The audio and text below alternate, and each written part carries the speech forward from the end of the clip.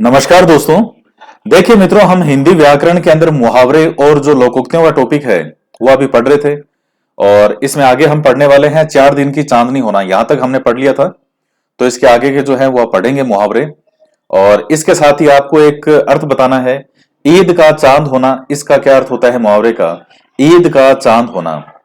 तो इस मुहावरे का जो अर्थ है वो आप कमेंट करके बताइएगा। तो बाकी अब इसमें आगे पढ़ते हैं हम। तो 4 दिन की चांदनी होना यानी अल्पकालीन सुख, यहां तक हमने पढ़ लिया था। नेक्स्ट आता है चूड़ियां पहनना, तो कायरता दिखाना। तो जैसे मान लीजिए ये किस क्रम में प्रयोग किया जाता है, अगर आपको कहीं पूरा वाक्य बनाओ।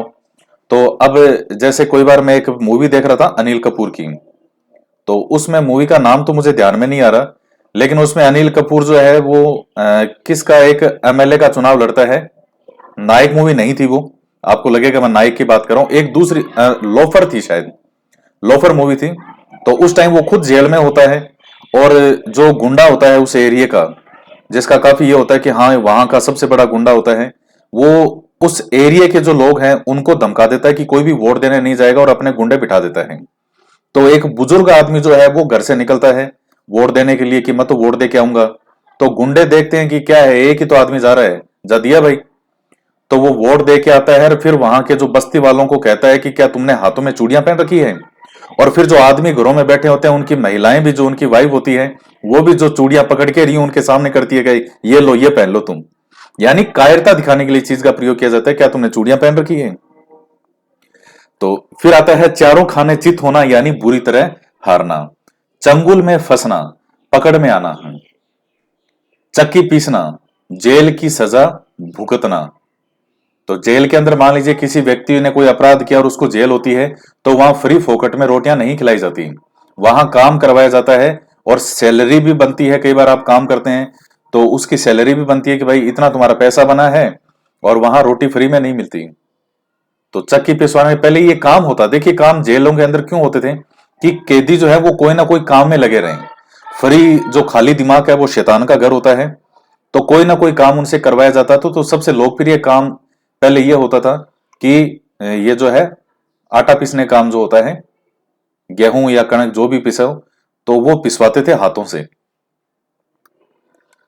ताकि कोई ना कोई काम करते रहें। तो जेल की सजा भुगतने के संदर्भ में यह प्रयोग किया जाता था चक्की पिसना। चिकना देख फिसल पड़ना, किसी के रूप या धन पर लुभा जाना। अब जैसे मान लीजिए कोई बहुत ज्यादा सुंदर है, अब उसमें गुण क्या है वो आपने नहीं देखे, और आप तो अंधों की तरह उसके प्रेम में पड़ गए। साहब हम तो बस तेरे रूप पर फिदा हो गए। तो अभी तो फिदा हो गए, बाद में आपकी क्या लग जाएगी, लंका लग जाएगी। तो फिसलना नहीं चाहिए। धन पर लुभा जाना, अब मान लीजिए अगर आपने किसी परिवार में आप रिश्ता करना चाहते हैं, आप उन परिवार के जो है फैमिली में गए मिलने के लिए, और वहां नौकर चाकर आलीशान महल जैसा घर बना हुआ, आओ साहब ये खाओ और काजू और बादाम रे। तो इतनी जबरदस्त खातिरदारी की, इतना ज्यादा पैसा वहां दिखा कि आपका दिमाग काम करना ही बंद कर दिया, और जो है आप वहां फिसल गए। तो ये जो चीज होती है चिकना देख फिसल पड़ना, यानी जहां किसी का रूप या धन को देख करके व्यक्ति ज्यादा नहीं सोच पाता। चित उचटना यानी मन न लगना। अब कई बार आपका जैसे मान लीजिए मन नहीं लगता, तो आप क्या कहते हो, मेरा चित यानी मेरा मन नहीं लग रहा। छक्के छुड़ाना, बुरी तरह हराना। छठी का दूध याद आना, संकट में पड़ जाना। कई बार कोई व्यक्ति जो है, जैसे मान लीजिए संकट में पड़ जाता है, तो उस टर्म के लिए प्रयोग किया जाता है कि इसे तो छठी का दूध याद आ गया। छाती पर मूंग दलना, साथ रह करके परेशान करना। तो छाती पर मूंग दलने से मतलब है कोई व्यक्ति आपकी आंखों के इर्द गिर्द जो है वो रहता है। अब इसका मतलब ये नहीं होता छाती पर मूंग दलने से मतलब कि आपके ऊपर ही बैठ गया वो, ऐसा नहीं होता है। मतलब आपके इर्द गिर्द रह करके, और वो हमेशा परेशान करना। और जो फैमिली मैटर होते हैं, इस तरह की जो झगड़े होते हैं, उनमें हमेशा ये चीजें देखी जाती है। छाती पर मूंग दला जाता है। छप्पर फाड़ कर देना, बिना परिश्रम बहुत देना। यह होता है छप्पर फाड़ कर, यानी अचानक बहुत सारा धन मिल जाना, या अचानक बहुत कुछ मिल जाना। छाती पर पत्थर रखना, धैर्य पूर्वक कष्ट सहन करना। तो छाती पर पत्थर रखना, तो हालांकि इसका मतलब वैसे शाब्दिक अर्थ में नहीं होता। और हालांकि ये जो है छाती पर पत्थर रख के फोड़ने वाला, हम पहले जो है ये जो वार्षिक उत्सव होता था, मुझे याद है अभी भी 8th क्लास में, 9th क्लास में, 10th क्लास तक वहां जो भी वार्षिक उत्सव होते थे तो उनमें ऐसा होता था कि हम जैसे मान लीजिए सीधे जो है वो लेट जाते थे सांस भर के, और हमारी छाती पर यानी सीने पर वो ईंट या इस तरह से कुछ रखा जाता था, और जो सर होते थे वो किसी हथौड़े से उसको एक बार में मार के 2 टुकड़ों में करते थे। तो ये करने में सबसे आगे मैं ही रहता था, 8th में भी, 9th में और 10th में। 3 साल ये 3 वार्षिक उत्सव में किया था। उसके बाद फिर 11वीं में जिस विद्यालय में गए उसमें इस तरह की ये चीजें नहीं होती थी। वार्षिक उत्सव तो होता था लेकिन वो नाचने गाने वाले ज्यादा होते थे और वो अपने बस का दूर दूर तक ही नहीं है। तो लेकिन इसका अर्थ छाती पर पत्थर रखना, धैर्य पूर्वक कष्ट सहन करना। कोई भी आपकी समस्या आए, चाहे आपकी छाती पर कोई मूंग दल रहा हो, लेकिन आपको छाती पर पत्थर रख के अपनी मेहनत करनी चाहिए। मैं जो इनके साथ में बातें बताता हूं वो बहुत महत्वपूर्ण होती है। भले ही आपकी छाती पर कोई मूंग दल रहा हो, फिर भी अपनी छाती पर पत्थर रखकर यानी धैर्य पूर्वक कर सहन करके आपको अपने लक्ष्यों को पूरा करने के लिए प्रयास करना चाहिए। छाती पर सांप लौटना यानी ईर्ष्या करना। तो जब आप यहां अच्छे अच्छे कमेंट करते हो तो बहुत से दूसरे लोग होते हैं जिनके क्या होता है, छाती पर सांप लौटता है, और लौटना चाहिए, ज्यादा से ज्यादा लौटाओ, अच्छे अच्छे कमेंट खूब किया करो। छाह तक न छूने देना, छाह तक न छूने देना यानी समीप ना आने देना। छंटे छंटे फिरना यानी दूर दूर रहना। अब जैसे मान लीजिए आपके कोई शादी है परिवार में और आपकी आपके किसी रिश्तेदार से बनती नहीं, तो फिर वहां आप कैसे घूमते हो, छंटे छंटे फिरते हो। आप इधर हो, वो इधर है। वो भोजन करने के लिए जब लाइन में लगा तो आप उधर चले गए, वो जब उधर गया तो आप इधर आ गए। तो छंटे छंटे फिरते हो, दूर दूर रहना। या जैसे मान लो, चलो छोड़ो अब ज्यादा हो जाएगा फिर, छठे छमा से आना यानी कभी कभी आना। छठे छमा से यानी 6 महीने में कोई एक बार को भी कोई आ रहा हो तो उसको कहते हैं कभी कभी आना। नेक्स्ट है छप्पर पर फूस न होना यानी अत्यंत गरीब होना, कि छप्पर पे उसके तो फूस तक नहीं है। छप्पर को ढकने के लिए फूस होती है कि वो तक नहीं है, इतना गरीब व्यक्ति है। छाती ठोकना, कठिन कार्य हेतु प्रतिज्ञा करना। तो यह होता है, अब जैसे एक मूवी आई थी आई मूवी, तो उसमें जो एक्टर हैं काफी अच्छे एक्टर हैं साउथ के, बड़े अच्छे रोल करते हैं। उन्होंने मूल फिल्म जो है यहाँ पर जो बॉलीवुड है, एक फिल्म आई थी तेरे नाम सलमान की, तो वो तेरे नाम का जो ओरिजिनल मूवी थी वो उन एक्टर की थी, साउथ के हीरो की। तो उसके बाद में सलमान ने यहां बनाई थी तेरे नाम। तो उन्हीं की एक मूवी आई थी आई। तो दरअसल ये एक वायरस होता है जो कि इनको लोग पसंद नहीं करते, ईर्ष्या के कारण इनके शरीर में एक वायरस जो है वो इंजेक्ट कर देते हैं। तो इसके बाद में जब ये उनसे मिलता है दोबारा तो ये प्रतिज्ञा करता है वहां पे कि मैं तुम में से किसी को भी नहीं छोड़ूंगा, और वो प्रतिज्ञा करता है और वो उसकी हंसी उड़ाते हैं, और वो लास्ट में उन सब की लंका लगा देता है। छींकते नाक काटना, छोटी बात पर बड़ा दंड देना। कई बार पेरेंट्स क्या करते हैं, बच्चे ने थोड़ी सी गलती सी कर दी छोटे बच्चे पर, तो उस पर टूट पड़ते हैं बेचारे के मासूम पर, तुमने ऐसा कर दिया वैसा कर दिया, तुमने हमारी नाक कटा दी, ये वो। तो इस टाइप के भी होते हैं काफी लोग। तो छोटी सी बात पे बड़ा दंड देना, तो इसके लिए है छींकते ना काटना, कि छींके ही ना काट दी। जले पर नमक छिड़कना, दुखी व्यक्ति को और दुखी करना। ये जैसे मान लीजिए किसी विद्यार्थी ने एग्जाम दिया और उसका सिलेक्शन नहीं हुआ, अब जो आपके परिचित अगर सिलेक्शन हो गया तो बहुत कम होंगे जो फोन करके ये बोलेंगे कि भाई बधाई हो, क्योंकि ईर्ष्या द्वेष में अंदर ही अंदर मर जाएंगे जल के। लेकिन अगर उनको यह पता चल जाए, फटाफट औरों से पूछेंगे, अरे भाई हुआ कि नहीं हुआ, क्या उसका तो नहीं हुआ, फिर देखो, हेलो, हाँ जी कैसे हो बेटा, अच्छा बढ़िया है जी, अच्छा वो तुमने एक एग्जाम दिया था ना फर्स्ट ग्रेड का, अब उसको भी पता है कि इसका नहीं हुआ, लेकिन फिर भी वो जानबूझ के पूछते हैं, क्यों, दुखी को और दुखी करने के लिए। तो दुनिया जो है वो दूसरों के दुख से दुखी नहीं है बल्कि दूसरों के सुख से दुखी होती है। तो दुखी व्यक्ति को और दुखी नहीं करना चाहिए। जान हथेली पर रखना यानी मृत्यु की परवाह है ना करना। जो लोग आशिकी टाइप वाले होते हैं वो इस तरह के डायलॉग मारते हैं कि हम तो जान हथेली पर रख के प्रेम कर रहे हैं, यानी हमें मृत्यु की कोई परवाह है नहीं है, लेकिन कल को जब कमाना पड़ेगा ना तो सारी आशिकी का भूत उतर जाएगा। फिर कहेंगे मेरा सर फूटा था जो मैंने तुमसे विवाह है कर लिया और दोनों एक दूसरे का सर फोड़ते रहेंगे। जहर का घूंट पी करके रह जाना यानी कड़वी बात सहन करना। तो जब आप देखते हैं महाभारत में जब द्रौपदी का चीरहरण होता है तो उस समय दुर्योधन जो है कैसे कैसे वो जो है शब्दों का प्रयोग करता है और पांडव इतने शक्तिशाली होते हुए भी किस प्रकार से जहर का घूंट पी के रह गए। जहर उगलना यानी कड़वी बातें कहना। कुछ लोग हमेशा क्या करते हैं, जहर ही उगलते हैं, उनके मुंह से कभी भी अच्छी बातें नहीं निकल सकती। वो कुछ ना कुछ कड़वी बात कहने का मौका ढूंढ ही लेते हैं। अब जैसे कोई मक्खी है और मक्खी पूरे शरीर पर नहीं बैठेगी, पूरे शरीर पे कहीं भी आपके चोट लगी है उस चोट के निशान पर ही जाकर के बैठेगी वो। तो कुछ लोगों की फितरत ऐसी होती है। कई बार हम ये बोलचाल में कहते हैं कि सब लोग अच्छे होते हैं, तो ऐसा नहीं होता है, व्यवहारिक रूप से ऐसा नहीं होता। जलन ईर्ष्या द्वेष में भरे हुए लोगों की इस दुनिया में कोई कमी नहीं है।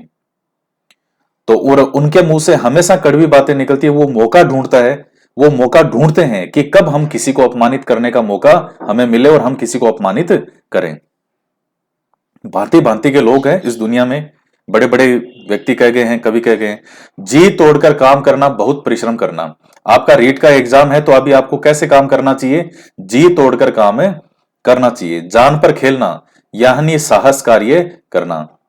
तो जान पर खेलने का मतलब ये होता है कि अपनी जान पर खेल करके साथ, जैसे हमारी आर्मी है, आर्मी नाम आते ही आपके दिमाग में अनुशासन, सैनिक, डिसिप्लिन, ये चीजें आपके माइंड में आती हैं।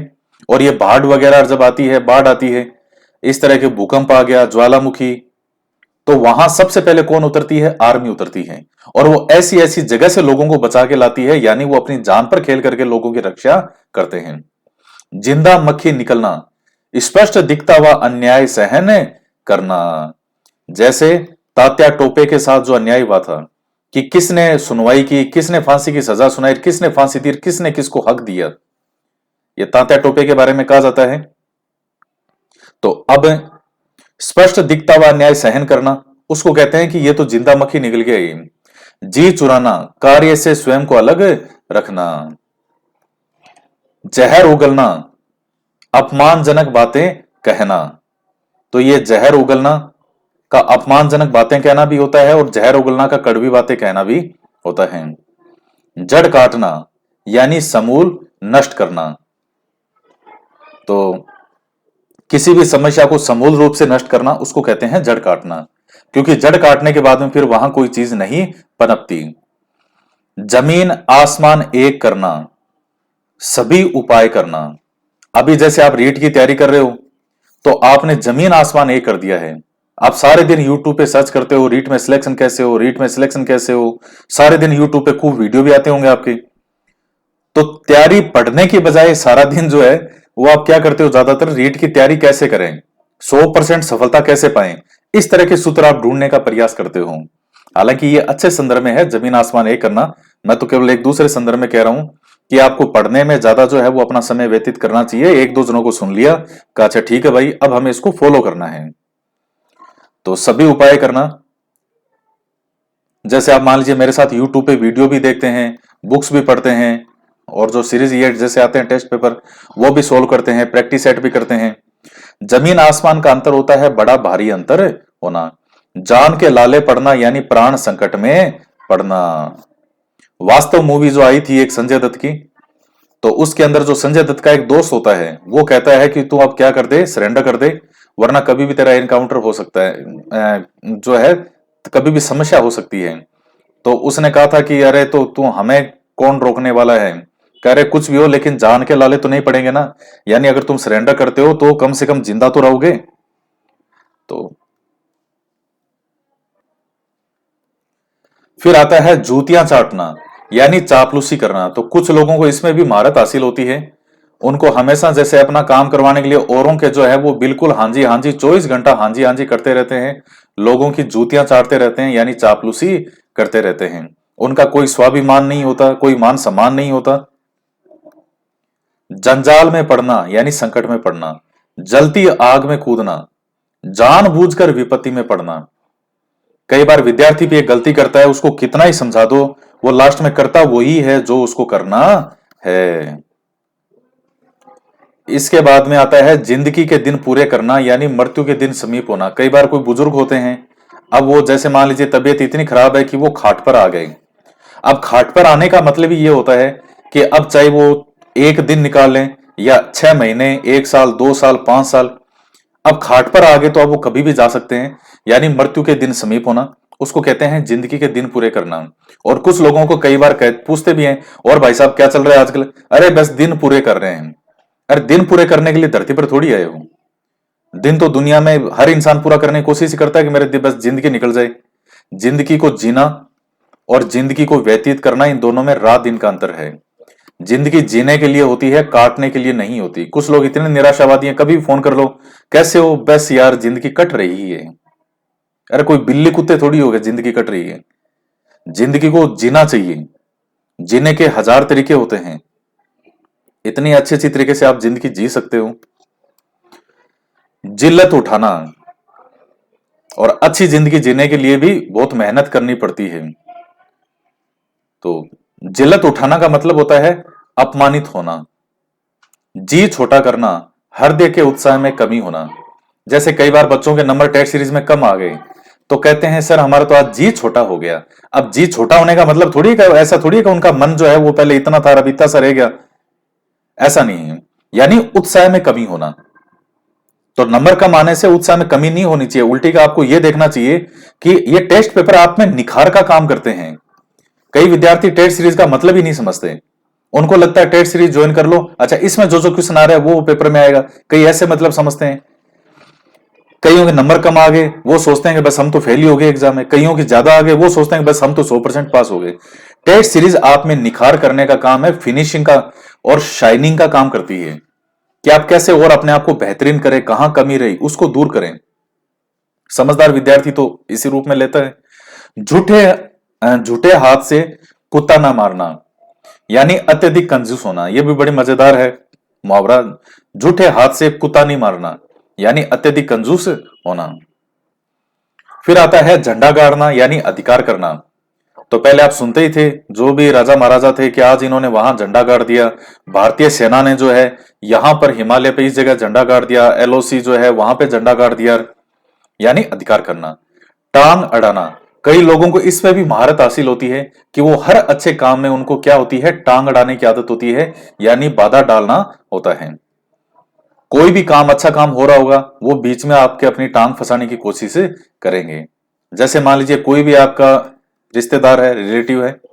ज्यादातर रिलेटिव जो होते हैं 90% जो होते हैं वो टांग अड़ाने वाले होते हैं। 10% भगवान की मेहर हो तो कुछ अच्छे हो जाते हैं। 90% जो होते हैं वो कौन से होते हैं? टांग अड़ाने वाले ही होते हैं।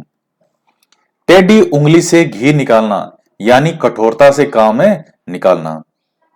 कहते हैं कि जब घी सीधी उंगली से नहीं निकलता तो अंगुली टेढ़ी करनी पड़ती है। टेढ़ी खीर होना, यानी कि भाई ये तो बड़ी टेढ़ी खीर है, यानी इसका मतलब काम बड़ा कठिन है। टोपी उछालना का मतलब होता है अपमानित करना। टका सा जवाब देना, साफ साफ मना कर दिया। कोई मान लीजिए टका सा जो अब आपको कोई पसंद आया, अब आपने सोचा कि वैलेंटाइन डे पे मैं इसको प्रपोज कर दूंगा। आप गए, पूरे साल भर 2 साल से आप इंतजार कर रहे हैं और आपने कहा सुनिए जी, उसने कहा यस बोलिए। आपने कहा हम तुमसे प्रेम करते हैं, उसने कहा, उसने क्या बोला? पहले जाके मुंह देख तेरा। अब क्या हुआ? साफ साफ मना कर दिया। छोटा सा इत्तू सा मुंह लेके आप वापस से आगे लल्लू बन के वापस आ गए। यह होता है साफ साफ मना करना। टका सा फिर आपके कई दिनों तक, वो महीनों तक, सालों तक रहती है और पूरी जिंदगी रहती है कि यार मुझे ऐसे मना कर दिया था। तो काम ही ऐसे क्यों करते हो कि कोई मना करे?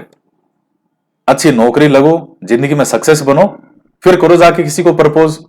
तो उसमें भी सामने वाले को भी यूं हो कि हाँ भाई सामने वाला भी कुछ है, जेब में कुछ है नहीं, नौकरी लगे नहीं, बस एक ही चीज बची है ले दे के क्या, प्रेम। और एक तो ये जो मूवी है बॉलीवुड मूवी, बाहर की हॉलीवुड मूवी जो होती है वो किस पे बनती है? साइंस जैसी न्यू न्यू जो इस तरह की चीजें होती है, साइंस में नई खोज हुई, कोई वायरस हुए, इस तरह की चीजों मूवी बनती है। बॉलीवुड में 90% मूवी बनती है वो प्रेम पे बनती है। माता पिता बीच में आ रहे हैं, रो रहे हैं बेचारे, खुद भी रो रहे हैं, हम तुमसे प्रेम करते हैं, वो उसके पीछे पड़े हैं, वो उसके पीछे पड़े हैं, घर वाले बीच में बातक बन रहे हैं। अब जो समाज में जैसा है वो उसी तरह की चीजें होगी वो। टका सा मुंह लेके जाना। ये फिर से जिनको एक बार मना कर दिया वो फिर से लज्जित हो गए, वो तो मना कर दिया। टक्कर लेना यानी मुकाबला करना। तो कहते हैं कि अब जैसे मान लीजिए अभी फॉर्म का आया था कि 13,80,000 फॉर्म भरे गए हैं, तो वो तो तब थे जब 4 तारीख तक की स्थिति। 19 फरवरी 20 फरवरी तक जो है ये निकल जाएंगे कम से कम 16-17 लाख, ऐसा मुझे लग रहा है। सीट है 31,000। आपको 2 से 2.5% के अंदर आना है आपको। तो आप देख लीजिए कितना भयंकर कंपटीशन है, कितने यानी आपको टक्कर लेनी पड़ेगी। हिंदी वैसे बड़ा रुचिकर विषय है। हिंदी मेरा फेवरेट विषय रहा है शुरू से ही, बचपन से ही। हिंदी में नंबर, हिंदी में और मैथ में, इनमें हमेशा मेरे बहुत शानदार नंबर आते थे, दोनों में ही। टस से मस ना होना यानी अपने इरादे से न हटना। आपने एक बार ठान लिया कि मुझे इस बार रीट के अंदर हर हालत में चयन करवाना है, ये जब तक आपके अंदर से विल नहीं होगी, आपके अंदर से ये इच्छा नहीं होगी, तब तक व्यक्ति सिलेक्शन नहीं करवा सकता। वो चीज अंदर से होना बहुत जरूरी है। क्या कारण है कि इतने विद्यार्थी रीट की तैयारी करते हैं, ये 15-16 लाख बैठेंगे, जीरो गिन लेना कितनी जीरो है। इतने विद्यार्थी एग्जाम में जिन्होंने फॉर्म भरा है, भाई 12-13 लाख तो एग्जाम देंगे ही। जब 16 लाख के 17 लाख फॉर्म भरेंगे, 12-13 लाख तो कम से कम पेपर देंगे। उतने विद्यार्थियों के बीच में वही मार्केट में गाइड हायर की होगी, और अब तो हर जगह 6 से 10th का होला चल रहा है। 6 से 10th, हर कोई 6 से 10th पढ़ा रहा है कि भाई पढ़ लो पढ़ लो पढ़ लो। अब सब ये किताबें पढ़ेंगे, ये भी पढ़ेंगे, सिलेक्शन किसका होगा? जिसके इरादे बहुत मजबूत होंगे, जो बहुत जबरदस्त तरीके से मेहनत करेगा, इनके अंदर से भी सार निकालेगा, इन किताबों को खा जाएगा, चाट जाएगा, उसका सिलेक्शन होगा। ठीकरा फोड़ना, दोष लगाना, आरोप लगाना। तो कुछ व्यक्ति क्या करते हैं, अपनी हार का ठीकरा हमेशा दूसरों के सर फोड़ते रहते हैं। अब किसी का रीट में सिलेक्शन नहीं हुआ तो कोई क्या कहेगा, मेरे पास तो समय ही नहीं था, मुझे टाइम नहीं मिला, सरकार ने धोखा कर दिया। कई कई क्या कहेंगे, कई कहेंगे भाई अचानक आरबीएससी वाली, हम तो लास्ट तक क्या रहे, कान फ्यूज रहे, हमारे हमारे जो कान है वो क्या रहे, फ्यूज रहे। हम तो कंफ्यूजन में रहे कि आरबीएससी पढ़े एनसीईआरटी पढ़े, इसलिए हमारा हुआ नहीं। हमारी गलती नहीं है इसमें। तो कभी भी अपनी जिम्मेदारियों को स्वीकार नहीं करते कि हाँ हमसे गलती हुई है।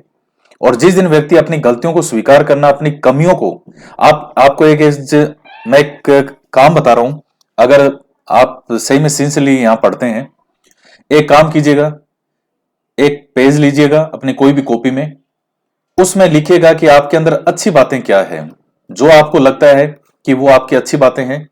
कम से कम 5 आपकी अच्छी बातें लिखिएगा। यहां नहीं लिखना है कि आप लिखने लग जाओ, आप खुद अपने लिए लिखना है। और 5 आपके माइनस पॉइंट लिखिएगा, यानी आप में 5 वो कमियां जो आपको लगता है कि आप में वास्तव में कमियां है और उनको दूर करना चाहिए। और 5 वो अच्छाइयां, 5 वो गुण जो आपको लगता है कि ये मेरे में बेटर है, और 5 कमियां लिखिएगा।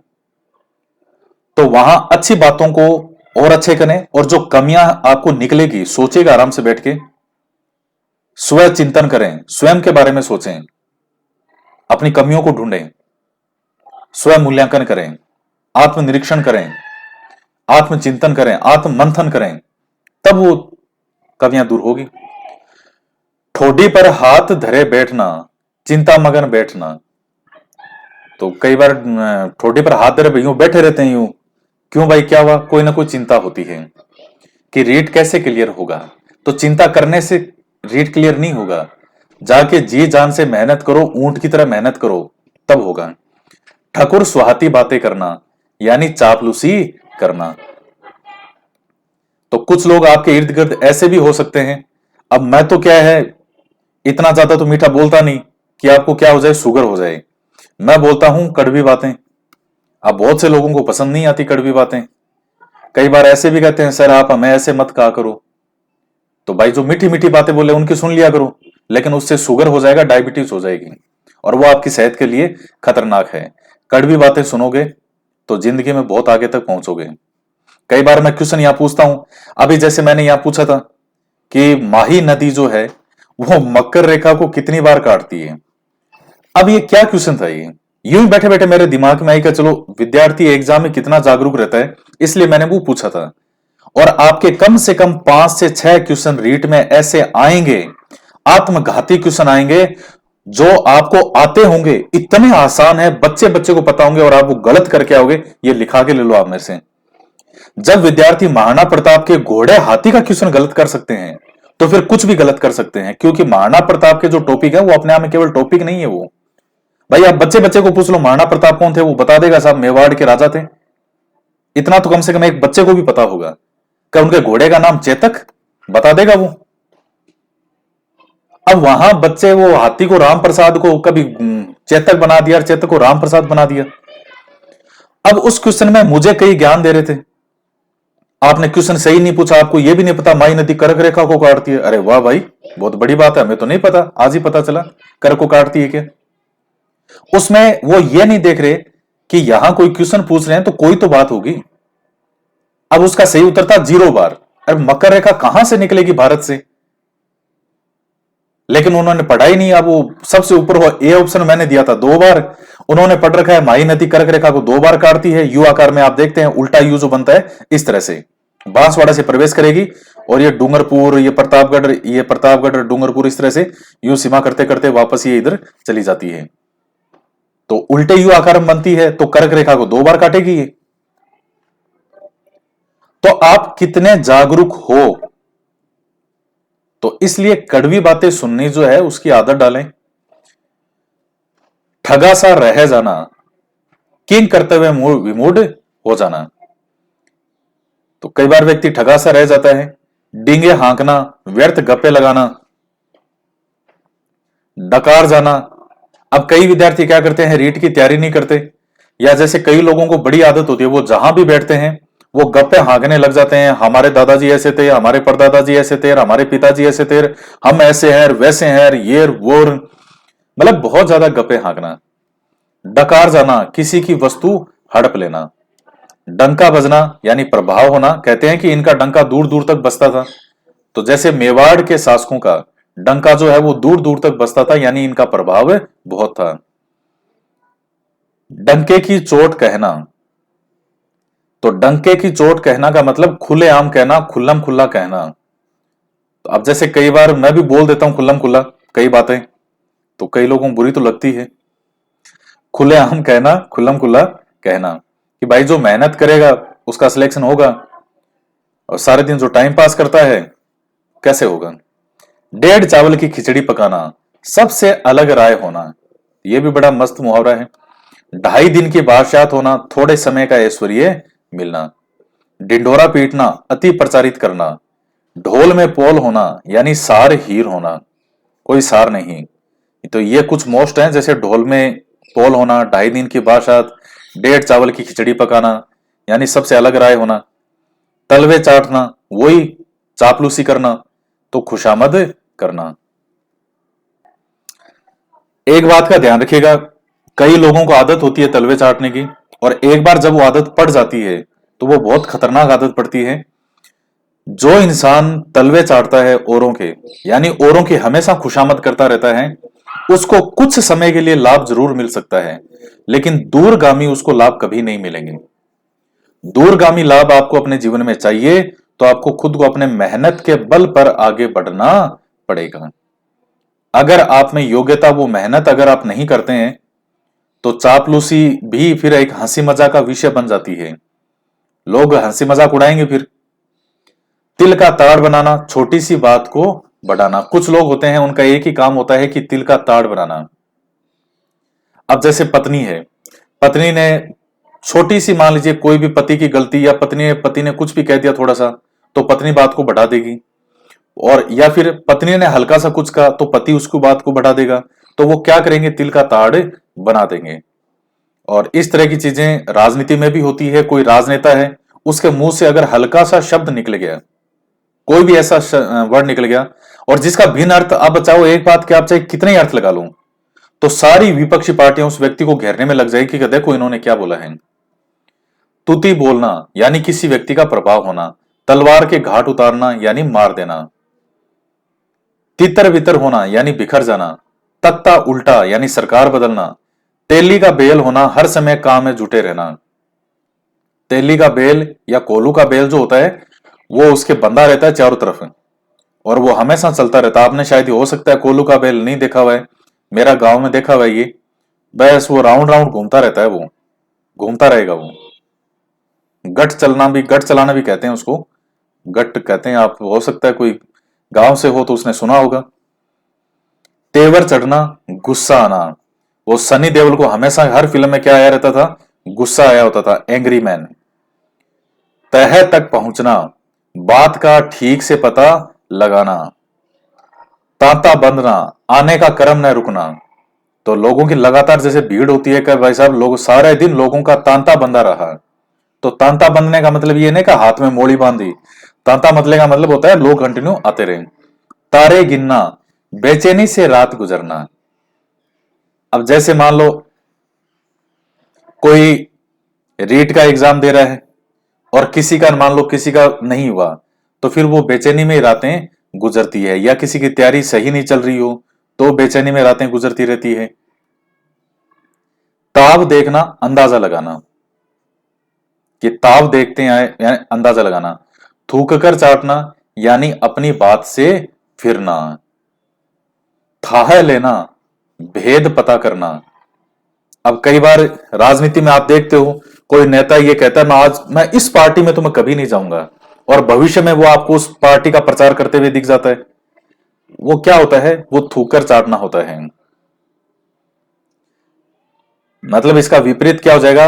वो सलमान खान का डायलॉग था ना वो फिल्म का वांटेड का, एक बार जो मैंने अपने आप से कमिटमेंट कर दी फिर तो मैं अपने आप की भी नहीं सुनता। तो वो चीज है। दांत खट्टे करना, परास्त करना। दांतों तले उंगली दबाना यानी आश्चर्यचकित होना।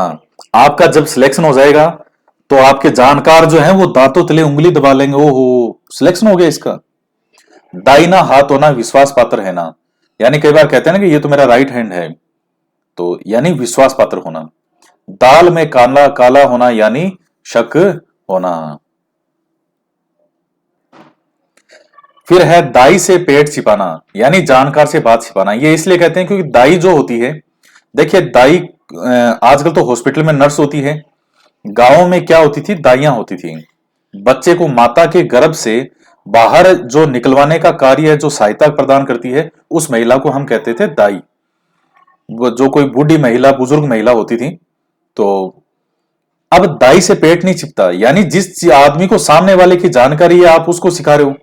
अब जैसे मान लीजिए आपकी कार में कोई दिक्कत है, आपके पास बाइक है, आपकी बाइक में कोई दिक्कत होगी, जिस दुकान वाले से ठीक कराने के लिए गए आप उसको ज्ञान दे रहे हो कि अच्छा इसको ऐसे कर दो तो ठीक रहेगा क्या? अरे भाई वो आपसे ज्यादा जानता है। तो कहते हैं कि दाई से पेट छिपाना यानी जानकार से बात को छिपाना। कई बार बच्चे जो होते हैं वो अपने पेरेंट्स से झूठ बोलने की कोशिश करते हैं, अपने टीचर से झूठ बोलने की कोशिश करते हैं। तो हमारी स्थिति तो इन दाइयों सी है, हमारे सामने आप चाहे कितना ही झूठ बोलो, आप माता पिता को बेवकूफ बना सकते हो, हमको बेवकूफ नहीं बना सकते। हम चाहे कहे नहीं, हमें पता सब रहता है, कौन कितना पढ़ रहा है, कौन किस लहजे में बोल रहा है, कौन किस वे में, कौन सी बात को किस वे में कहना चाहता है, क्योंकि दाई से पेट नहीं छिपता। दो टूक बात कहना का मतलब होता है स्पष्ट कहना। दूध के दांत न टूटना यानी अनुभवहीन होना। कुछ बच्चे टीचर को सिखाने की कोशिश करते हैं, यहाँ कंपटीशन की तैयारी हम कराते हैं, हम कहते हैं ऐसे करो, वो हमको सिखाने की कोशिश करते हैं ऐसे कर लो तो ठीक रहेगा। तो टीचर को कभी सिखाने का प्रयास नहीं करना चाहिए। सजेशन एक अलग चीज होती है और सिखाना अलग चीज होती है, इनमें डिफरेंस होता है। दिन दूना रात चौगुना होना यानी शीघ्र होने वाली व्रति। दिया लेकर ढूंढना यानी ठीक तरह से खोजना। जब रिश्ते होते हैं तब क्या कहते हैं? ऐसा रिश्ता तो दिया लेकर के भी ढूंढोगे या चिराग लेकर के भी ढूंढोगे तो नहीं मिलेगा। तो दिया लेकर के ढूंढना यानी ठीक तरह से बिल्कुल पॉइंट टू पॉइंट खोजना। दिन फिरना, अच्छा समय आना। दोनों हाथों में लड्डू होना, लाभ ही लाभ होना। दिन रात एक करना, बहुत परिश्रम करना। अब जैसे मान लो दोनों हाथों में लड्डू होना, किसी ने रीट में एग्जाम दिया, रीट में भी हो गया और सेकंड ग्रेड में भी हो गया। अब उसके सामने यह है कि मैं ज्वाइन कौन सी करूं, तो वो होता है दोनों ही हाथों में लड्डू होना। दाल गलना यानी हमारा काम बन गया। दबी जबान से कहना, अस्पष्ट कहना। दांत कुरेदने को तिनका ना होना यानी सब कुछ चले जाना। दाना पानी छोड़ना, अन्न जल त्यागना। दाल रोटी चलना, जीविका निर्वाह करना। दाव चूकना यानी अवसर हाथ से निकल जाना। इस बार रीट में देखिए बहुत जबरदस्त तरीके से कंपटीशन है और ये बिल्कुल सही बात है। इस बार रीट में आपके कंपटीशन रियली में बहुत है। इस कोरोना काल में विद्यार्थियों ने जो वास्तव में जो थोड़े बहुत भी ढंग से पढ़ रहे थे उन्होंने बहुत मेहनत की है, तो कंपटीशन तो रहेगा। अगर मैं सिंसियरली भी कंपटीशन मानूं तो 2 से 2.5 लाख विद्यार्थी ऐसे होंगे जिनमें 2.5 से 3 लाख, मान लो आप 3 लाख के करीब, जो बहुत सिंसियरली तैयारी कर रहे हैं 31,000 सीटों के लिए, और ये सब लगभग दावेदार हैं ये। तो अब इतनों में जो जबरदस्त तरीके से जो अब इनमें और बेहतर से बेहतर क्या कर सकते हैं, तो वो चीज वही व्यक्ति निकलेगा। धूप में बाल सफेद न करना यानी अनुभव शून्य न होना, धज्जियां उड़ाना, ध्वस्त करना, दुर्गति करना। तो अब आज की क्लास में हम इतना ही पढ़ेंगे, बाकी नेक्स्ट क्लास में जो है इसको और हम आगे कंटिन्यू करेंगे। तो इसी तरह से मस्ती से पढ़ाई करते रहिए और हिंदी में 30/30 नंबर लेके आइए। तो आज के वीडियो में इतना ही। वीडियो को लाइक जरूर करें, ज्यादा से ज्यादा शेयर भी करें। तो मिलते हैं नेक्स्ट वीडियो में। जय हिंद, जय भारत।